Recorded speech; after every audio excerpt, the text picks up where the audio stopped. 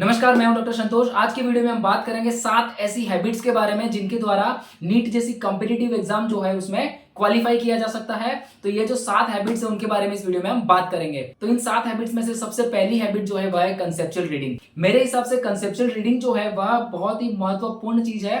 Conceptual reading का मतलब होता है किसी भी चीज को हमें डायरेक्टली याद नहीं करना है, उसके पीछे का होने का जो कंसेप्ट है उसको समझना जरूरी है। नीट की एग्जाम फाइट करने के लिए हम जो ये 3 सब्जेक्ट्स पढ़ते हैं, केमिस्ट्री, फिजिक्स और बायोलॉजी, ये जो सब्जेक्ट्स होते हैं उनको कंसेप्चुअल पढ़ के ही हम उसमें सिद्धि हासिल कर सकते हैं। अगर हम उनको कंसेप्चुअली नहीं पढ़ते हैं, डायरेक्टली याद करने की कोशिश करते हैं, तो हम हमारे गोल तक नहीं पहुंच सकते। तो कंसेप्चुअल रीडिंग जो है बहुत ही जरूरी हो जाता है। कंसेप्चुअल रीडिंग का क्या मतलब हुआ कि कोई भी चीज को अच्छे से समझना है, उसे समझने के लिए हम या तो कोचिंग की मदद ले सकते हैं या फिर खुद कुछ और बुक्स की मदद ले सकते हैं। और आजकल इंटरनेट के जमाने में हम मोबाइल में ही काफी सारे 3D मॉडल्स वगैरह मिल जाते हैं या फिर डायग्राम्स वगैरह होते हैं, वह उनका उपयोग किया जा सकता है। तो सबसे पहले चीज को समझना है, समझने के बाद उसको याद रखना है। मैं ऐसा नहीं कह रहा हूं कि याद नहीं रखना है, याद रखना जरूरी है, पर उसको समझ करके याद रखने में आसानी भी रहती है और जरूरत पड़ने पर उसे रिकॉल भी किया जा सकता है। नीट जैसी एग्जाम्स में क्या होता है, केमिस्ट्री, फिजिक्स और बायोलॉजी के जो पेपर्स होते हैं, इनमें जो क्वेश्चन जो पूछे जाते हैं वह काफी ट्रिकी होते हैं, ट्विस्ट किए हुए होते हैं। तो जिन व्यक्ति ने कंसेप्ट अच्छे से समझ रखा है वही बच्चे इन क्वेश्चंस को अटेम्प्ट कर पाते हैं और सही आंसर चुन पाते हैं। तो यह हो गया सबसे पहली हैबिट कंसेप्चुअल रीडिंग की। दूसरी जो हैबिट है वह है स्टडी टेक्निक। स्टडी करने की जो टेक्निक है उसको हमें इंप्रूव करना पड़ेगा, डेवलप करना पड़ेगा। हम कोई भी चीज को जब याद करते हैं या पढ़ते हैं तो उसको इस प्रकार से पढ़ा जाना चाहिए कि जरूरत के वक्त पर उसे हम रिकॉल कर सके, वापस से हम उसे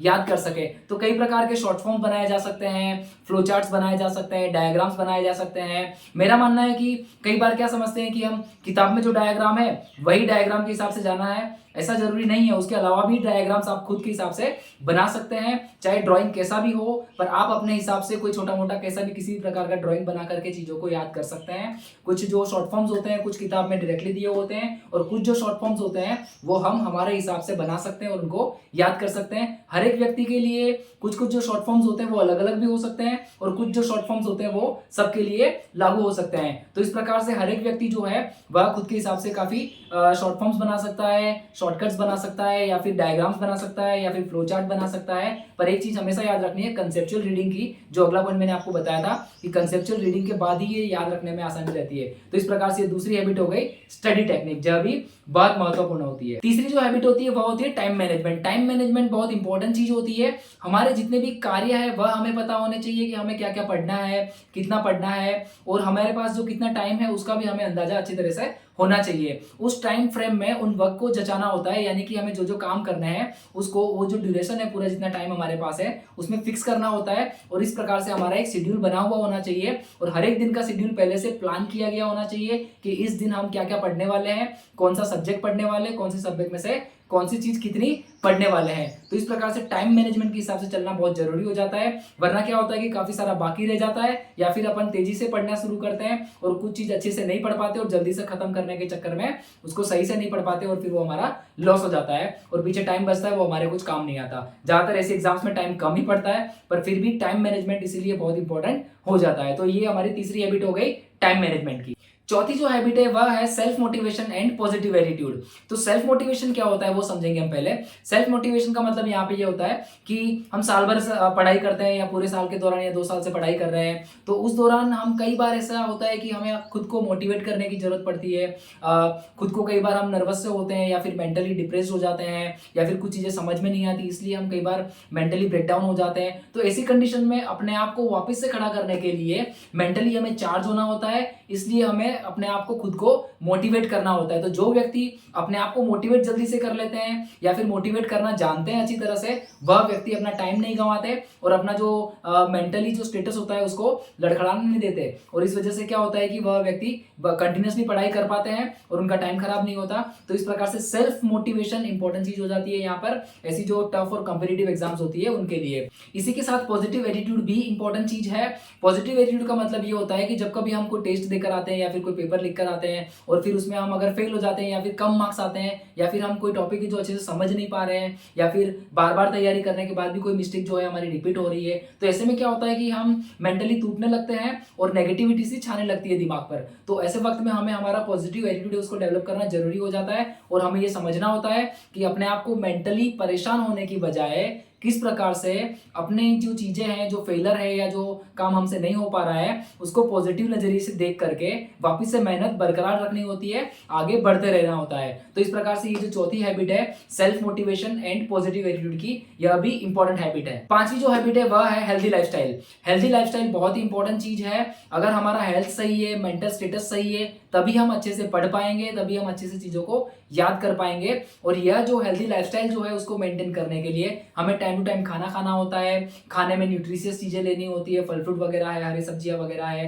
पर्याप्त मात्रा में पानी लेते रहना होता है, जूस वगैरह लेने की जरूरत पड़ सकती है। तो इस प्रकार से अच्छा खाना खाना होता है और हेल्थी स्टेटस हमारा मेंटेन करके रखना होता है। हेल्थ के लिए नींद भी इतनी ही जरूरत है। तो हमारी जो स्लीप का जो शेड्यूल होता है उसको भी फिक्स और अच्छे, जो 6-8 घंटे की नींद होती है अच्छे से हमें लेनी होती है।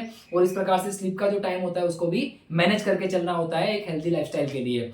तीसरी जो चीज है कि हमारे हेल्थ के लिए इंपॉर्टेंट चीज है वह हमारी हॉबीज जो होती है, कुछ इंटरेस्ट होता है, उनमें भी हमें थोड़ा सा ध्यान देना होता है। और जो हमारा टाइम मैनेजमेंट वाला जो पॉइंट है उसमें हमारे हॉबीज और जो इंटरेस्ट जो होते हैं उसके लिए भी हमें टाइम निर्धारित करना पड़ता है। और उसी वजह से हमारा जो मेंटल स्टेटस है वह बना हुआ रहता है। बीच बीच में हम जो शॉर्ट ब्रेक्स लेते हैं तब छोटे छोटे ब्रेक्स के दौरान हम फ्रेश होकर के वापस से पढ़ाई पर लग सकते हैं। तो इस प्रकार से कंटिन्यूस स्टडी के बीच में छोटे छोटे ब्रेक्स लेकर के हमारी हॉबीज जो इंटरेस्ट की चीजें हैं उनको करते रहने से हमारा जो मेंटल स्टेटस है वह बना रहता है। जब कभी हम अगर बीमार पड़ जाते हैं तो उस वजह से क्या होता है कि हमारा काफी सारा टाइम खराब होता है और एक दिमाग पर नेगेटिविटी छा जाती है और जो कोर्स जो टाइम पर पूरा होना चाहिए वो नहीं हो पाता। ट्यूशन नहीं जा पाते, स्कूल नहीं जा पाते, या फिर उस टाइम के दौरान जो पढ़ना चाहिए था वो सब्जेक्ट कवर नहीं कर पाते बीमार हो जाने की वजह से। तो उस वजह से स्ट्रेस आना चालू हो जाता है, पूरा सिस्टम गड़बड़ा जाता है और इस वजह से बहुत ही नेगेटिव इंपैक्ट पड़ता है। तो इस वजह से हमें हेल्थ को मेंटेन करके रखना बहुत जरूरी हो जाता है।